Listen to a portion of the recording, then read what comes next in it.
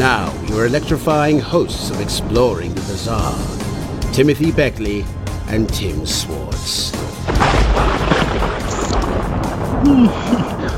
What kind of place is this? Where have you taken me now? It's so weird and creepy, and there's just strange-looking aliens all over the place. Oh, Tim, don't be such a stick in the galactic quicksand. This place is cool, and not everybody has 2 heads and 4 arms. I mean, take a look at that cute blonde over there. She's probably from Earth. Let me go talk to her. I bet she doesn't have any friends here. She seems to be by herself. Okay. I would watch it if I was you. Some of these aliens look pretty mean. It's okay. It's okay. Hi there, sweetness.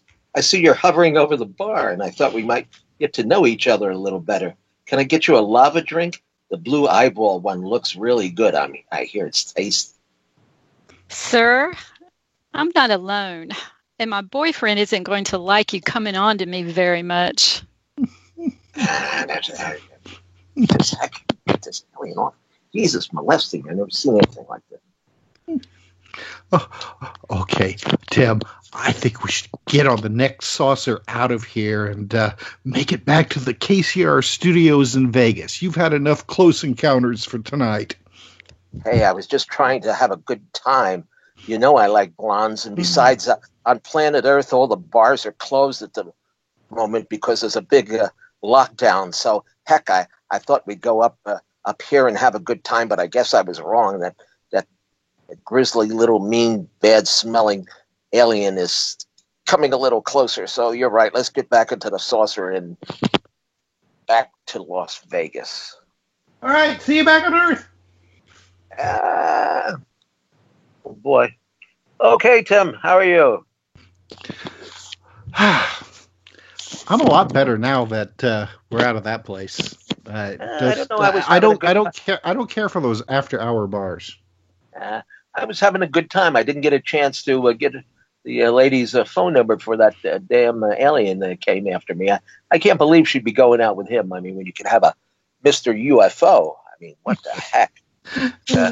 Anyway, I guess it's a warm night in Jasper, Indiana, is it?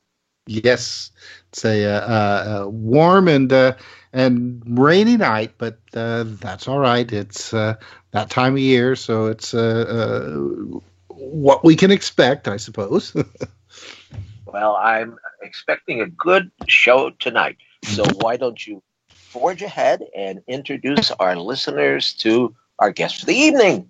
Sure, it would be my pleasure. Special guest. Yeah, it would be my pleasure, Tim. Well, tonight, this is our guest's first time on Exploring the Bizarre, and we're really happy that she's with us, and her name is Angelia Shear.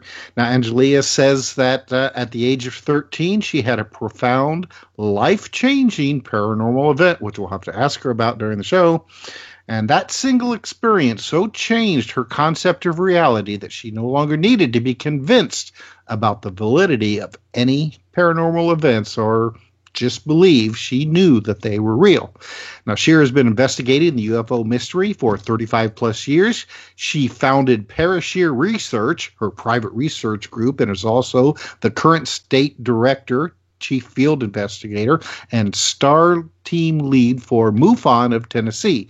So over the years, Angelia and her team have investigated and interviewed thousands of witnesses and have been fortunate enough to be present during some major UFO, paranormal, and high strange events. Mysterious lights, orbs, and even entity sightings have turned up in credible witness testimonies over the years.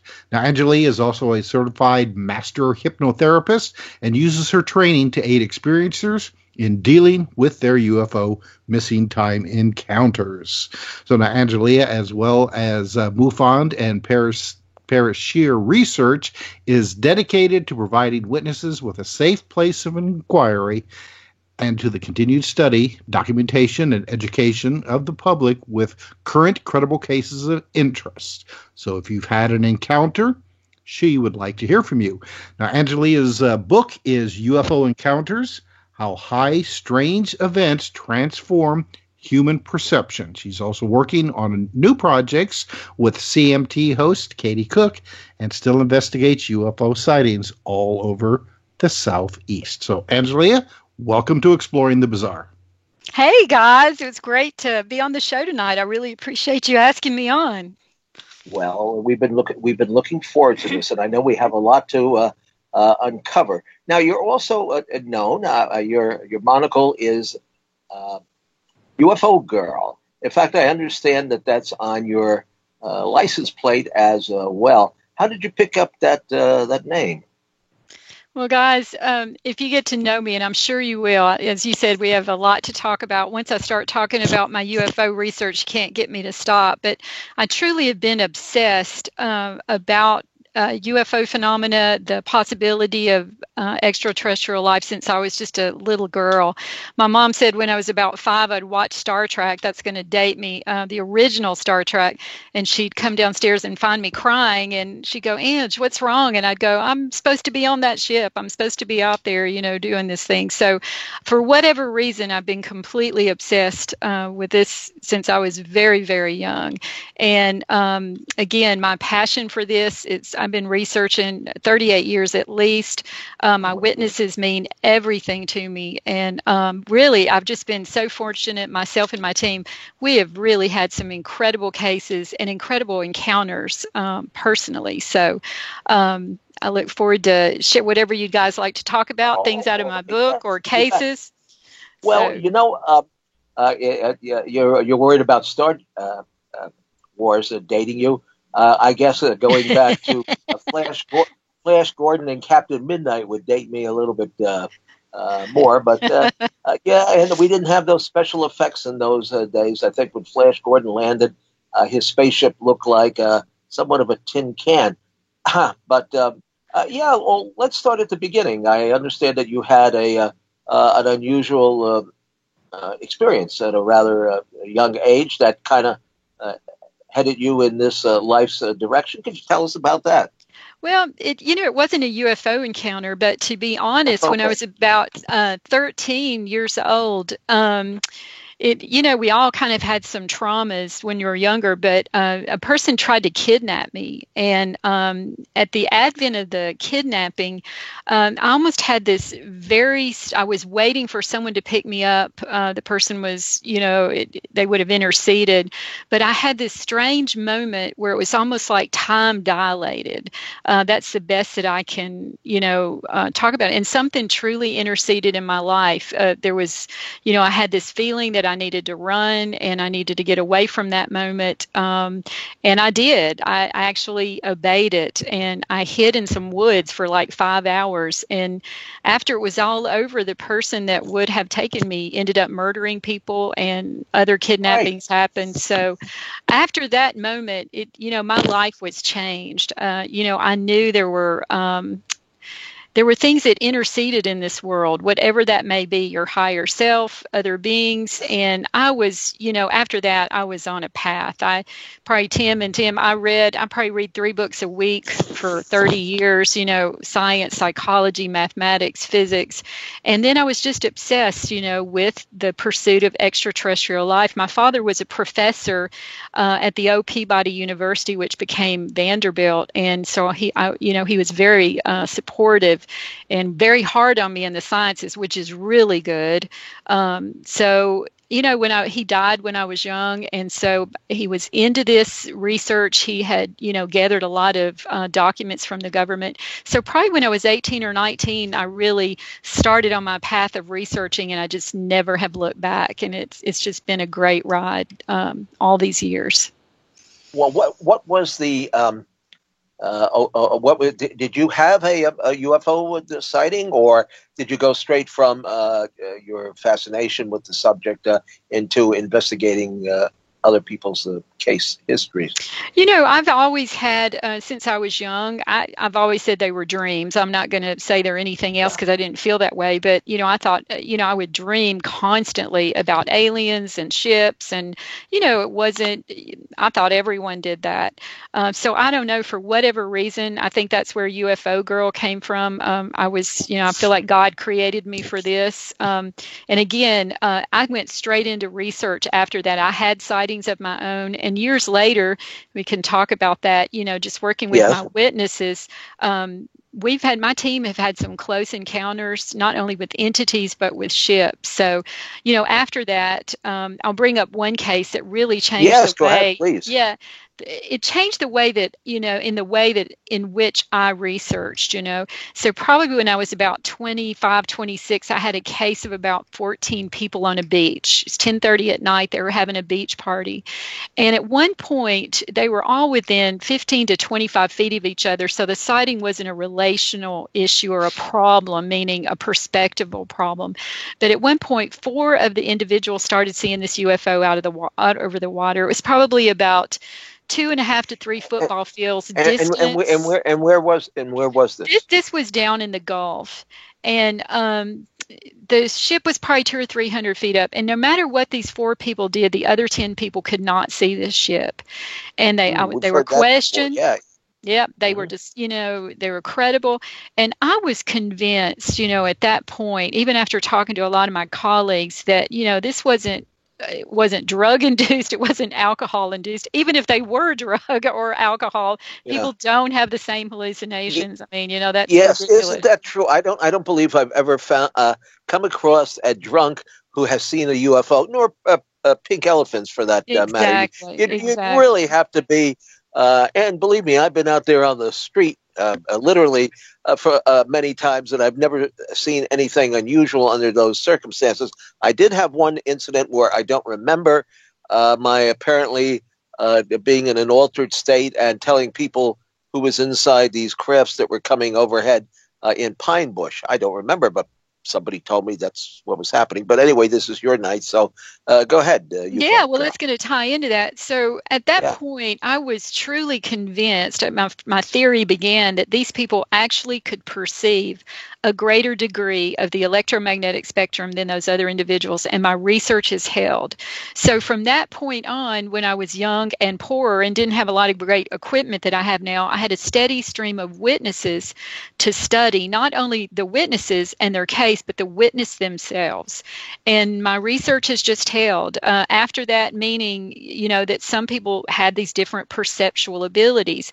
And it was interesting. They fell into 2 categories. Either the witnesses were born with these abilities, very sensitive, always having, these kind of events happen to them from a young age, or a person was just going along in their life normal, and they had, in my case, a close range UFO sighting, some kind of high strange event. And from then on out, it was like their neuroanatomy was rewritten, and they couldn't turn these channels off after that. So my research has just held through 38 years, and I've just been fortunate enough to work with some really, really incredible cases across the spectrum. And so, Tim, what I think is, missing a little bit from UFO research, we have to have our scientific research. We throw everything at it, but you cannot leave out the human component. No, each absolutely witness, not. yes. You are 100% correct. In fact, I have always said I do not have any scientific background. I approach this as an individual who is like the historian in the field. I mean, I know stuff that happened going back to 1952. I had my first sighting like when I was 10 years old in 1957.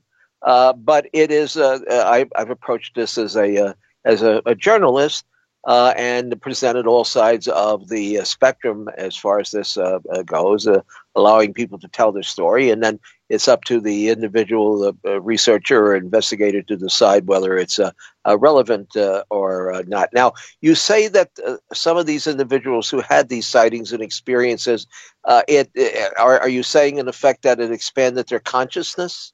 Absolutely. So many that could, and I'm going to make some qualifications here. Yes. People, my real witnesses did not want this to be true. Most of them, they had very traumatic experiences. There's other witnesses, that just have long range sightings, and, there were some different components. But the people that were having true intrusions into their life, into their reality, most of these people were terrified. I've never abandoned one of them. And most of them that could work through the fear, work through the experience, they really achieved or experienced incredible transformative events, higher cognition, intelligence, across the spectrum, higher sensitivities, that kind of thing. It was pretty blatant, across the research. So I think, how could you not be fascinated with that?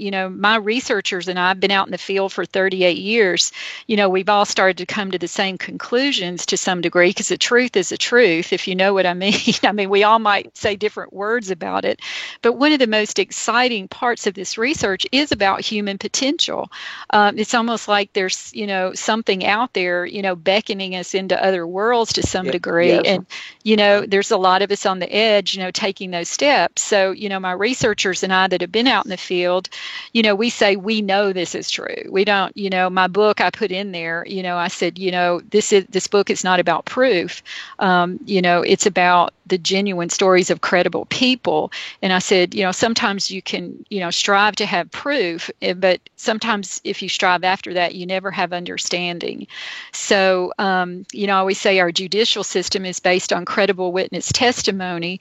And I always thought it was rather strange that when those same types of credible people report extraordinary UFO sightings or high strange events, in years past, they've been so criticized. And I just won't tolerate that, for my witnesses, because a lot of them have really gone through some experiences. I'm friends with Travis Walton. We talk often, and if you sit with Travis, something happened to him. One of my best friends is Deb Jordan, who was the subject of Bud Hopkins' book Intruders. We talk about this often. The trauma and the fear that people actually go through in some of these cases. Well, now, okay, two quick questions. Back to back here. Would you say that most of these events are positive or negative? And the second question being, do you have any case that you've investigated where there is what you would call physical evidence involved? Absolutely. The first question, of course, is extraordinarily hard. That's like actually saying, are humans good or bad? I tell people we probably live in a, almost limitless universe. So we're going to probably eventually encounter, I tell people, think about humanity, all the different races, cultures, religions, political agendas, good, bad, and different. Now expand that exponentially out into the universe. And, that'll kind of blow your brain. So, I would take each case, individually. There isn't I don't have just one way of, investigating. You have to investigate the person. You have to make emotional connections with people. If you don't make true emotional connections, they don't feel safe, and they'll never give up the good stuff, which don't blame them. So you have that kind of thing. So, I've had people that start off with terrifying events and then end up again in these huge transformative events and think about it, totally different. When we were young, we had to go to the doctor and get shots, and a lot of us were screaming and yelling and didn't want to go do it. And then, of course, too, as Tim, you both know, there are dark things out there, just like there are dark humans that are evil. There's dark things. So, even with my team, I say, we make calls every day. This is dangerous work. Sometimes I'm supposed to go out with a paramilitary group couple of weeks. And I mean, they're busy. They're busy in Washington now, so you might have to delay it. Well, these guys were still supposed to go, but they're a great team. And, I'm not like the normal girl. I'm out there shopping for snake boots because, we're going to be out in the middle of nowhere. And so, I'm sorry, the second question was physical evidence. Oh, yeah. I was going to talk about, one of my high-profile cases that I talk about in my book, and there's some great cases, not just pushing my book, but, I'm a true researcher. I would. Push it. Oh, yeah. Well, it's, people said, Ange, you got to write about what you're experiencing, and nobody knows. And so I took a year to finally do that. But one of my great cases that I just loved is the strange case of Witness J. And it's some extraordinary evidence in this. Witness J came home. His father died. Very affluent family. His mother, a matriarch. She had a military contracting clearance. In her 70s, carries like a 38 with her everywhere she goes. Could not be coerced. Did not believe in any of this stuff. Well, he's out in his barn one evening. He came home to inventory. They were going to sell the place. And he said, Angie found a nest of baby birds. He took his phone out. He was going to video them just to show his mom in the morning over coffee. He puts his phone back in his pocket like he turns it off. He always has his sidearm. He's ex-military. He said, Ange, all of a sudden I had the strangest compulsion to go to the side door. He said he walks over to the big tool table. He takes his sidearm out, which he never goes anywhere. That's the first strange thing. He takes the phone out, sets it upside down on this tool table, opens the door, sees a bright flash of white light, and the next thing he knows, he wakes up on his back 80 feet from the barn. Well, he knows nothing. He doesn't know how much time has elapsed. Eventually, he goes inside. He finds out from his mom, he wakes her up, that 3 hours and 20 minutes has elapsed. And he has no idea what has happened at all. He actually freaks out a little bit. It's a very complex story, but what is so wonderful about the evidence, Mom, being who she is and such a professional, she thinks he's been mugged, so she has him take his shirt off, and she starts taking pictures. He's got burn marks, it looks like, behind his ears, this grid mark on his head. There are puncture marks under his arm, and she's trying to get him to call the sheriff's department, and he said, no, he was so, just so confused at that moment, he refused. But still Mom's snapping away. She finally gets him settled. He's craving salt, which we all know as researchers is a common thing after missing time. He eats something, he goes to bed. And before he goes to bed, his mom says, where's your sidearm? Where's your phone? He goes, well, it's still out in the barn, I guess. And she goes, well, I'll get my gun. I love this. And her little night coat, and says, I'll cover you. So they both walk back out, nothing going on. They get the weapon and they get his phone, and the phone is dead. Doesn't think anything about it. So he comes back in. They're all exhausted. It's past 3:30 in the morning now with the timeline. They go to bed. Well, the next morning, he's on the farm. He's helping Mom. So he gets up, goes out and plows all day or bush hogs all day. And he comes back in later, plugs the phone in, and he realizes that the phone never was turned off, guys.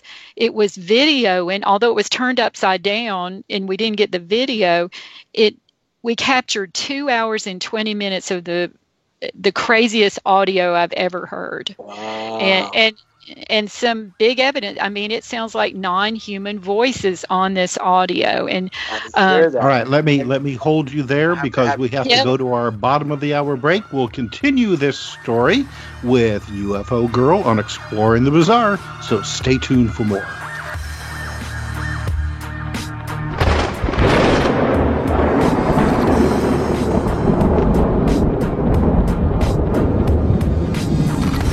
Now back to Exploring the Bizarre with two of the most electrifying researchers in the paranormal, your hosts, Timothy Beckley and Tim Swartz. Welcome back to Exploring the Bizarre. I'm Tim Swartz. Tonight, our guest is Angelia Scher. She's the author of the book, UFO Encounters, How Strange Events Transform Human Perception. Now, Angelia, we had to interrupt you to go to our bottom of the hour break, but you were telling us the story, and I'd like you to finish it up. You stopped when you said that he discovered that his telephone had been on and recording the entire time of his 3 hour missing time experience. You want to continue? Absolutely. What was so interesting, and I'm going to tie it back into the paranormal here with you guys, but what was interesting, as soon as the witness sent a report, there's this moment when I call it like buyer's remorse. A lot of true witnesses will get the courage to make a report and then they just can't do it and they'll renege, and so I knew that we had a chance of that with this witness because it was so intense. So I emailed him. Nothing. I thought, oh, please, please, please. And he came through. He's unbelievable. He's actually gone on the radio with me. So anyway, we got the team together. We went out there immediately. And we got there 10:30 in the morning, deployed all the equipment, went around the property. And just to make a long story short, and we can talk about it more in depth later, but the first time that we went in the office and he shared the audio, I'm a nurse and, I've been working with witnesses too and studying trauma. As soon as the audio came on, his pupils dilated, his neck flushed, his hands started shaking. He had an immediate traumatic response just to the audio playing. So it really, whatever happened to him, something happened to him. That was my first, moment that I knew something really happened to this man. And after that, just with how my research goes, excuse my language, hell broke loose for him. I mean, this family was well-to-do, so they were able to purchase a high security system. They had things that would hit the house. I have a lecture that I do, and I have the video that, he's a researcher with me. If it wasn't for him, we wouldn't have caught it. But there's one clear video that we have of a huge orb, self-illuminating, pulsing, not a dust mote, it was self-illuminated, that, just flies through the middle of their house and goes out a window. That kind of thing started happening. Or, he said, Ange, one night I just had this feeling again to go outside, took his equipment, and there's this UFO that's just hovering over his house, just flashing away. And, we captured the video of that. So these things, the high strange events, the paranormal events, I think you guys probably had that in my intro. My father taught me to be a good scientist. And when I was young, there was this purist attitude that you need to just leave this paranormal, things, evidence out. And my definition, guys, of paranormal is not a ghost, although it could include that. My definition of paranormal is just events our science doesn't have an explanation for. So as, I studied more and took on more witnesses, what I came to see is that my witnesses that the highest percentage that had ongoing events, meaning they were having, I think, Tim, you mentioned your sightings. A lot of these witnesses would have sightings periodically throughout their life. What was also present was a high incidence of these paranormal events. And then that led me to study at the Monroe Institute, study perception, and then, study my witnesses, because it was, I have kind of an analogy. If humans have the possibility of perceiving channels 1 through 10, let's say, this is a very simplified analogy, most people are only perceiving channels 1 through 2, psychics and sensitive, maybe 1 through 4 or 5. After that, you train to perceive, like meditation, different techniques like we did at Monroe with technology. And it was almost like my witnesses, would be going along 1 through 3, have a paranormal high strange event, UFO encounter. And then all of a sudden they were privy to channels 1 through 8 and things were coming in. And eventually, what I started to see is once these channels are open, you can't really shut them down, not without a lot of effort.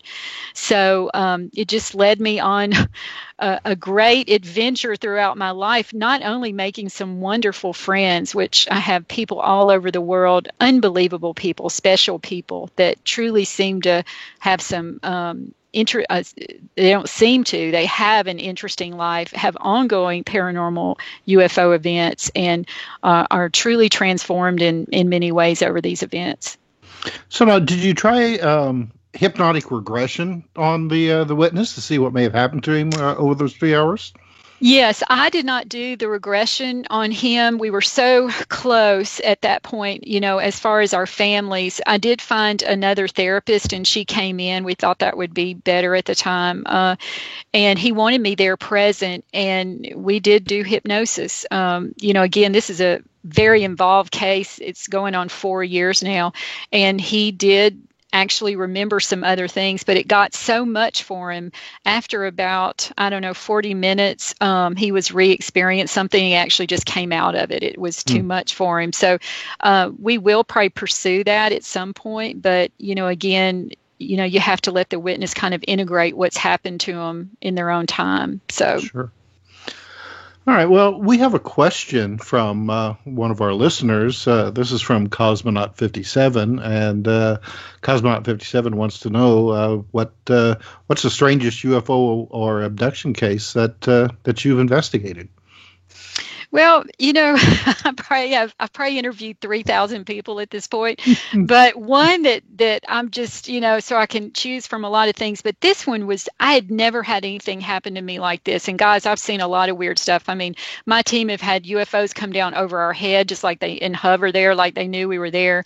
We've seen entities out in the woods, real entities. These weren't ghosts. They were clear on our FLIR cameras, that kind of thing. But one of the things that I think your listener would enjoy is I had a young man call me a few years ago or send a report. And when he was probably in his late 20s, but when he was 13 or 14, he had a sighting when he was young on his farm. He was at his grandparents' house, and he went by a window, and there were these aliens looking in the window. I mean, very clear, 3 of them. He turned their head. He was almost frozen in fright. And this young man, I was so taken, even though it was a historical case, I was so taken with his sincerity. And, you just, Tim, you at our, when we've been investigating, you just know when someone's telling you the truth. He was very sincere. And so I told him, I said, I'm so taken with your sincerity and what happened to you. I'm going to bring a team down there, and we don't care if anything happens. We're going to bring the whole shebang, all the gear, and we're just going to have fun and talk to you about your event. So he said, great. So we go over to the place, about a 4-hour drive. The whole day we sent out the drones. We did all of our topos. We looked at, the property, measured, electromagnetic spectrum. And the first strange thing that we had happen was we have we have our field meters that measure the fluctuation in the electromagnetic fields, but also I picked up a little gadget that I like. It's a bug detector, and it truly is a bug detector. We use it to sweep the interior of witnesses' homes to see if their house is bugged. It picks up the 3 major cellular bandwidths. And so my co-investigator, my team spreads out. I have a military guy. He asks his questions. I do my communications, and Josh Cross, my assistant state director, he was doing the equipment sweeps. So he had the bug detector in his pocket, and he just turned it on, coordinated it, or, got it set. And we weren't going to use it till we went into the house. And so as he was doing his sweep with the field meters, he came by a tree, and the bug detector went off. And he was like, what? So 3 times we recalibrated, and at about 3.5 feet up this tree, it looked like the tree had been cut and healed. The bug detector went off. So it means the tree was producing some kind of frequency in the cellular bandwidth. We found 3 trees that triangulated this man's house that gave off a cellular frequency. Never seen that before. Freaked us out. So we just made a note about it. It was getting late by this time. It was probably about 11:45. We'd been there all day. We probably had a 4.5-hour drive home. We take our time. So Josh comes, I have to back up. The witness also reported, I forgot this part, that from a very young age, he suffered from nosebleeds out of the right side of his nose, which many of my abduction cases, that's a very common element to their stories, is that they've had constant nosebleeds. So anyway, Josh, my assistant director, I was in talking to the family, thanking them for letting us trap on their property all day. And Josh comes running in. He goes, Angie, I want to try an experiment with this witness. He said he would do it. And I said, well, sure. What do you want to do? And he said, well, I want to take the bug detector and calibrate it, and I want to put it up to his face on that side of his nose. Well, we'd never done that. That piece of equipment is not used to measure any biologic entity. But we thought, well, trees, why not? We're here. So we go outside, and Tim, you've got to imagine we're standing on this driveway. It's 11:30 at night. There's a security light, in their driveway right above us. It's on. And so we calibrate it. We test this instrument on, we had about, some of the family and friends were around because, a lot of times when we say we're coming in town, people want to come over and watch. And we say, well, sure. So we had a little group of people there and we calibrated it, tested it on ourselves. Nothing happened. We put it up to this young man's face and the thing went off. I mean, full blast. We stopped. You always do things in threes. We recalibrated, tested on us, nothing, put it back up to this young man again, second time, off the charts. Now here it comes. I told him, I said, everybody get the video cameras. We're going to document this. So third time, put it up to this young man's face, and guys, I kid you not, his nose started pouring blood. I mean, it was bleeding so bad we had to stop. His family went in, got towels and, to stop this. So whatever this, our instrument did, it seemed to activate something. And soon as his nose started bleeding, I swear to God, now here comes the paranormal point, that security light went completely out. And the last thing you hear my witness say on the audio is, well, I guess they didn't like that. Look, we've stirred up a hornet's nest. So I have to say that was one of the strangest things I've personally been present. There's no way that instrument should have measured anything in his body, and certainly not trigger a nosebleed, which it seemed to do. So that was pretty strange. Very strange. You should have him go in sometime to be X-rayed or maybe not MRI'd. MRI'd, yeah. He might pull it clear out of his face just to see if there is something that can be seen in that part of his sinus cavity. Right. Well, he hasn't had any other experiences. Things have calmed down. Now, one thing again, we were talking about the strange things that plagued my life. When I was a young researcher, I swear my mail was opened. My phones were tapped. I used to laugh and say, if this is all just a bunch of, fantasy, why is that happening? But a lot of it's true researchers. We had that happen years ago. And this young man, after that event, all of us started, and again, I'm not dramatic. I'm I'm actually very skeptical. But after that event, all of us received probably for about 8 days, very strange phone calls. I would never forget, I had my briefcase and I was getting in the car one day and my phone went off and I thought, well, I'll just call him back once I get in the car and get settled. And I mean, it wasn't a minute or two, and I called back, and it said this number is disconnected. And so he got strange phone calls. And one night, he actually scared me a little. He called me. My witnesses are, very kind. They don't bug me. They're very credible people. He called me late, and he said, "Ange, I'm a little freaked out. I'm coming home from work, and there's a black sedan that's been following me." So I said, "Will you go somewhere public? I don't care where you go. If there's a police precinct, a gas station, anywhere there's other people." And he didn't call me back for about half hour, so I was a little bit worried, but he got home fine and everything was fine. So we did have some strange things that happened after that investigation. Which that aspect of our research has always kind of mystified me, because if you think that you're being, say, like spied on by the government or the CIA, NSA, or what have you, why would they do things like that are so apparent that somebody is actually doing something, being followed by a black car, weird phone calls? I mean, that just asks for you to talk about it on shows like ours. Yeah. Well, exactly. And, once us old timers, like you guys, all of us that have been doing this for a long time, I'm sure they're, just like the government's admitted they've been studying UFOs all along. Well, all this always cants over into the paranormal stuff. I'm reminded of the Mothman prophecies, and John Keel's work, where Ingrid Cold and, they had all those phone calls and, you just get bizarre stuff happening. And, it's funny. I'm just used to it after all these years. We all just, stick together, but it does happen. And it almost makes you feel like what you said, that there's more to it than just a human intervention. There seems to always be these paranormal components, almost other reality kind of components to some of these things. Exactly. Which leads me to my next question.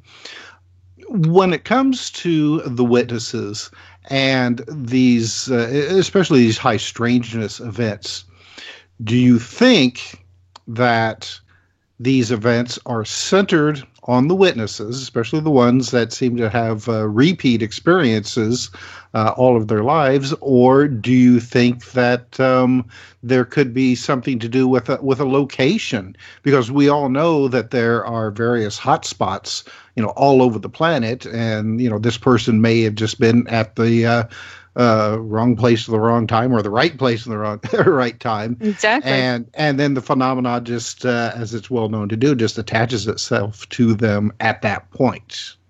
And I would say all of the above. And I'm not answering that easily. Of course, we have found this location I'm supposed to be researching next weekend is almost been described as a miniature Skinwalker Ranch. I mean, this team have captured multiple entities. They had one member actually disappear in the front of all of them in a flash and reappear, and he has no memory. We'll just have to see about, some of that. We're going to hopefully capture some things. So, yeah, I think there's places on the earth where definitively, that we know that for whatever reason, either high magnetic fields or, who knows, there's things that happen. And then what you talked about with the witnesses, we have to remember the perceptual component. They're forever changed, most of them. And again, if you take the channel analogy, they've gone from perceiving channels 1 through 3 now to 1 through 8. And I think a lot of these things are around us all the time. We're just mostly blind to it, to some degree, with a lot of witnesses. And again, that doesn't mean that things aren't hard and fast and real. They are.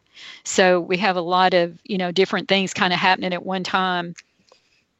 Yeah, I had sent you today, earlier, I guess you'll be getting it in a week or so, a copy of this book that I put together recently, UFOs, Deja Vu, Over and Over Again. It's these hotspots that we've investigated everywhere from in Sedona, Arizona, to the St. Louis Valley in Colorado, in Mexico.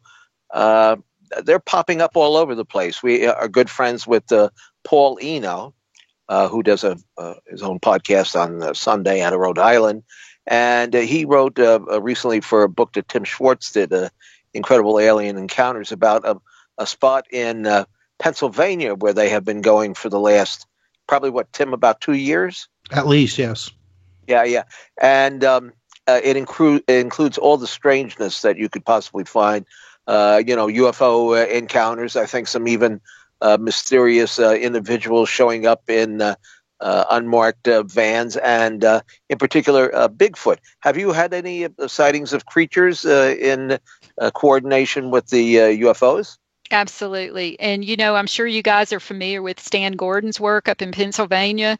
I mean, back in the 70s, I did a lecture in some of his material. I think there were 275 cases within a year of UFO sightings in conjunction with Bigfoot sightings, or what seemed to be some kind of cryptid.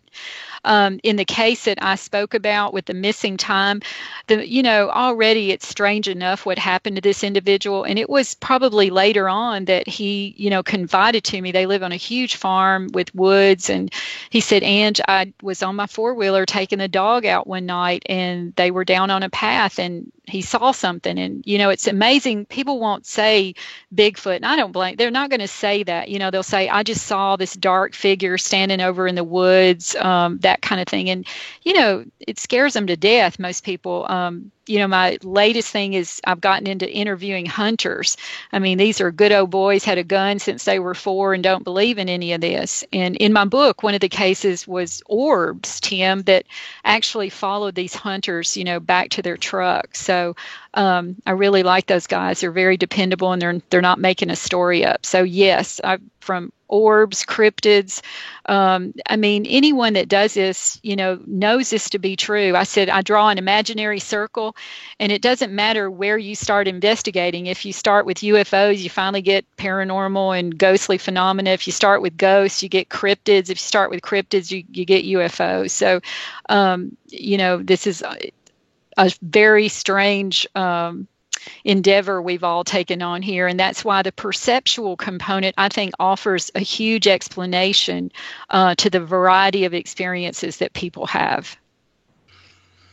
All right. Well, unfortunately, we are at about 3 minutes before the end of our show. So, Angelia, I'd like to give you the chance to let our audience know where they can find your book. Tell us the title again, and do you have a website or any place else online that people can look you up?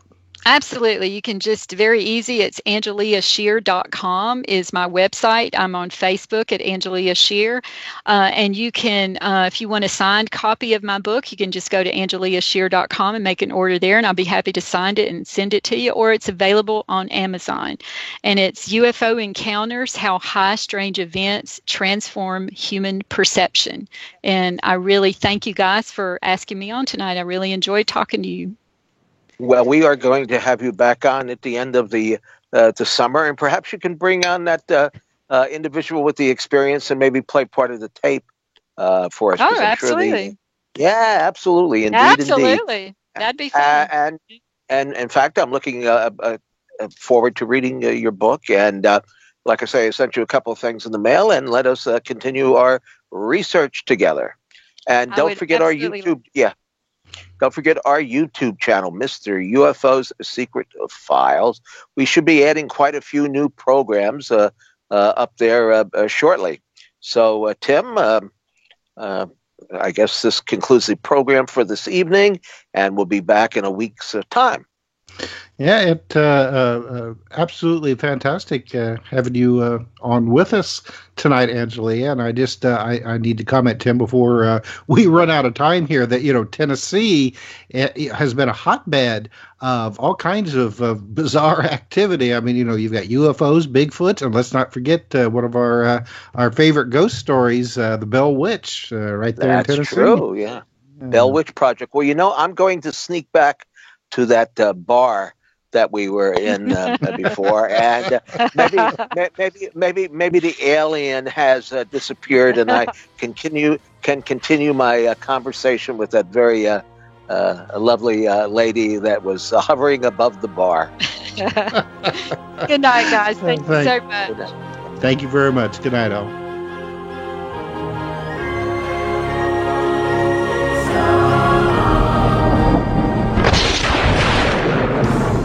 You've been listening to Exploring the Bizarre with hosts Timothy Beckley and Tim Swartz. They're taking back the night by jetting non-stop across the cosmos in search of the truly bizarre and totally unexplained, with you as their co-pilot. Thursday nights at 7 p.m. Pacific, 10 p.m. Eastern, on the KCOR Digital Radio Network. For more information on Exploring the Bizarre and hosts Timothy Beckley and Tim Swartz, check out their KCOR Digital Radio Network page. Follow their YouTube channel at MRUFO 1100. Exploring the Bizarre.